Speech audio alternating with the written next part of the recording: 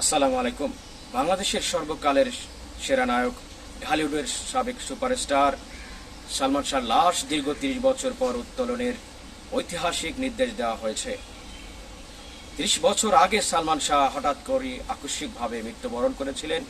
তার পরিবারের পক্ষ থেকে সালমান শাহর যারা ভক্ত অনুরাগীরা রয়েছেন তারা কিন্তু বারবার দাবি করছিলেন যে সালমান শাহ স্বাভাবিকভাবে মৃত্যুবরণ করেননি, তাকে হয়তো মেরে ফেলা হয়েছে। তারই ধারাবাহিকতায় আমরা বারবার দেখেছি তার মা নীলা চৌধুরী দাবি করছিলেন যে তার মা তার সন্তানকে হত্যা করা হয়েছে। তিনি ন্যায্য বিচার দাবি করেন, যাতে করে যারা তাকে হত্যা করেছেন সেটি জনগণের সামনে উন্মোচিত করা হোক।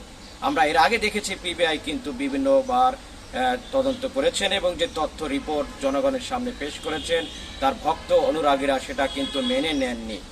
তারই ধারাবাহিকতা আমরা দেখলাম যে গতকাল হাইকোর্ট থেকে যে একটা নির্দেশনা দেওয়া হয়েছে সালমান শাহর লাশ পুনরায় ৩০ বছর পর আবার উত্তোলন করা হোক এবং তার দেহাবশেষ পরীক্ষা নিরীক্ষা করে সঠিক তথ্য উন্মোচন করা যদি যায়, হয়তো বোঝা যাবে যে তিনি আসলে স্বাভাবিকভাবে মৃত্যুবরণ করেছেন নাকি তাকে হত্যা করা হয়েছে।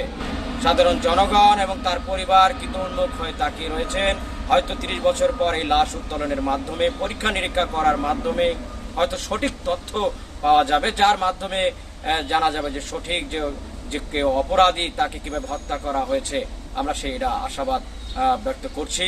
ইনশাল্লাহ এর মাধ্যমে আমাদের স্বপ্নের নায়ক সালমান শাহর যে খুনি রয়েছে তাদের পরিচয় পাওয়া যাবে এবং যার মাধ্যমে বাংলাদেশের যে কোটি কোটি ভক্তর মনের যে হৃদয়ের রক্তক্ষরণ তাদের স্বপ্নের নায়ককে যে হারিয়েছেন সেটার যে বিচার কিন্তু আমরা পাবো। যারা আমাদের চ্যানেলটিতে নতুন এসেছেন, আমাদের চ্যানেলটির ভিডিও দেখেন, যদি আমাদের চ্যানেলটি ভালো লাগে অবশ্যই আমাদের ভিডিওটি ছড়িয়ে দিবেন, আমাদের চ্যানেলটি সাবস্ক্রাইব করবেন। যদি কোনো ধরনের ভুল ত্রুটি হয়ে থাকে অবশ্যই আমাদের কমেন্ট করে জানাবেন, ইনশাল্লাহ আমরা সেটি উত্তরণের চেষ্টা করব। আজকের মতো বিদায় নিচ্ছি, আল্লাহ হাফেজ।